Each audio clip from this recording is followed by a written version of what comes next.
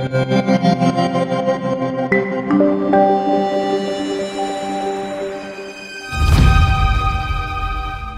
डंकामध्ये मी महेश विचारे आपल्या सगळ्यांचं मनपूर्वक स्वागत करतो। मित्रांनो, माओवादी चळवळीच्या विरोधात सरकारने आपला फास अधिकाधिक आवळायला सुरुवात केल्याची अनेक उदाहरणं आपल्याला पाहायला मिळत आहेत। 31 मार्च 2026 पर्यंत नक्षलवादाचा समूळ नायनाट करण्याचा निश्चय केंद्र सरकारने केलेला आहे। त्या अनुषंगाने सध्या ही तयारी सुरू आहे। नुकताच माओवादी चळवळीचा एक महत्त्वाचा आधारस्तंभ मानला जाणारा मडवी हिडमा याचा खात्मा सुरक्षा यंत्रणांनी केला आणि या चळवळीचा कणा एक प्रकारे मोडण्याचं काम सुरक्षा यंत्रणांनी केलं। त्यातून नक्षलवादाने ग्रस्त असे अनेक विभाग, गावं ही नक्षलमुक्त होत असल्याची चिन्ह दिसू लागली आहे। गडचिरोलीतील फुलनार हे असंच एक गाव, छत्तीसगडच्या सीमेपासून 4 किलोमीटरवरचं, अर्थात अबुझमाड या जंगलाच्या सीमेवरचं। गेल्या 50 वर्षात तिथे कधीही विकासाचा प्रकाश पोचला नाही, इतकं ते गाव अंधकारात होतं। आता त्यातले 300 गावकरी प्रथमच तिथे एकत्र आले, ते कायमस्वरूपी पोलीस कॅम्पच्या उद्घाटनासाठी। हेच गावकरी गेली 5 दशकं दहशतीखाली भीतीच्या छायेत वावरत होते।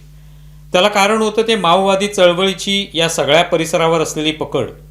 पण आता त्या साखळदंडातून ही गावं आणि त्यातले वनवासी, आदिवासी मुक्त होऊ लागले। त्याचं प्रतिबिंब या पोलीस कॅम्पच्या उद्घाटनासाठी अख्खा गाव लोटला त्यात दिसून येतं। गडचिरोलीत माओवाद्यांच्या उरल्यासुरल्या प्रभावाला आळा घालण्यासाठी फुलनार येथे हे नवीन पोलीस सहाय्यता केंद्र उभारलं गेले।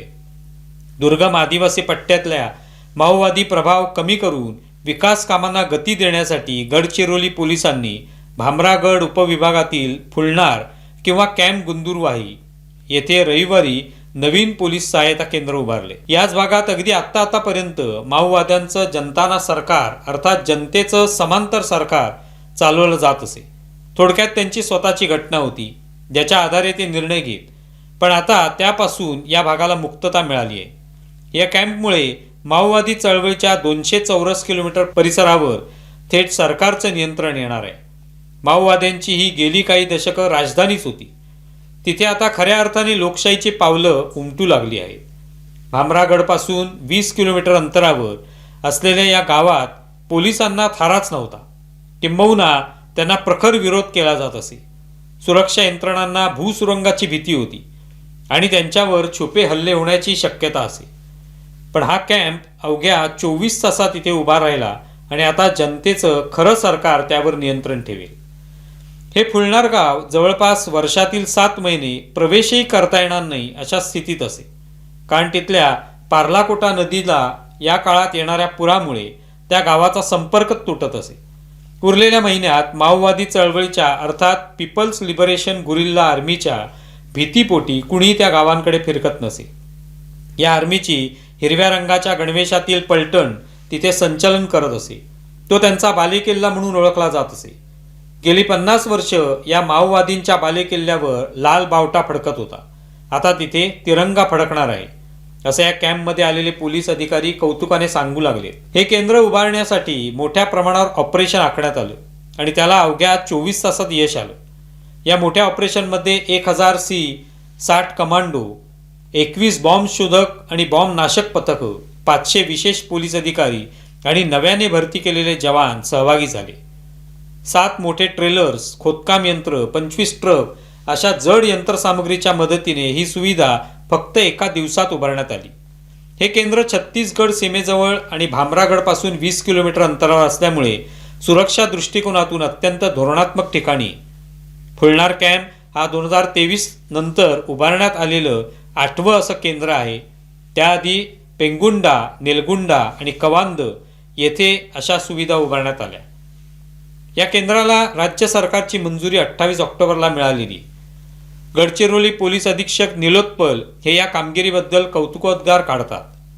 हे केंद्र अबुझमाड परिसरातील पहिलं फॉरवर्ड ऑपरेटिंग बेस आहे, त्यामुळे 300 चौरस किलोमीटरचा भाग आता पूर्णपणे सुरक्षित होणार आहे। माओवादी अलीकडेपर्यंत या संपूर्ण भागावर वर्चस्व ठेवून होते, पण या बेसमुळे रस्ते, पूल, मोबाईल टॉवर यासारखी विकास कामं आता वेगाने होणार आहे। एवढंच नव्हे तर महाराष्ट्र छत्तीसगड सीमेवरून मुक्तपणे फिरणाऱ्या माओवाद्यांच्या हालचालींना आळा घालता येणार आहे। फुलणारपर्यंत पोहोचण्यासाठी पोलिसांनी 10 किलोमीटरचा नवा रस्ता तयार केलेला आहे। त्याचा उपयोग करून इथे केंद्र उभा राहिले। हे केंद्र सुरू झाल्यामुळे आता या परिसरात पुन्हा माओवाद वाढवण्याचा कोणताही प्रयत्न हाणून पाडता येणार आहे। अत्यंत वेगाने उभारण्यात आलेलं हे केंद्र संपूर्णपणे आधुनिक सुविधांनी सज्ज आहे। काय काय असणार आहे या केंद्रामध्ये?